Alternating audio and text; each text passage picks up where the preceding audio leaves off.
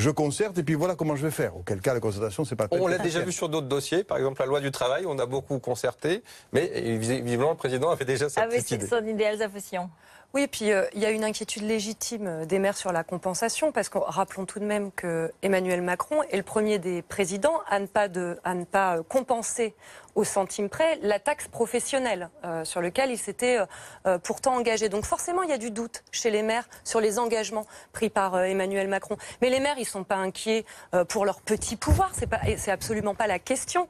Les maires, ils sont inquiets pour les réponses qu'ils peuvent donner aux habitants, et les habitants le sont devant le passe-passe, l'espèce d'arnaque organisée où on explique qu'on va en mettre là, on va en reprendre là, et à chaque fois on s'y perd. Mais ils ressentent bien quand même que les grands perdants, c'est les classes moyennes, les foyers les plus modestes, l'ensemble des habitants de notre pays, ou en tout cas la grande majorité, ils ressentent dans les différentes annonces, et c'est pas...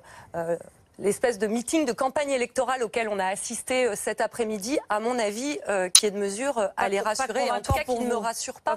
Non, je suis extrêmement inquiète sur la réponse qui pourrait être donnée aux besoins immenses en termes d'emploi et de logement pour nos concitoyens. Écoutons la conclusion d'Emmanuel Macron tout à l'heure.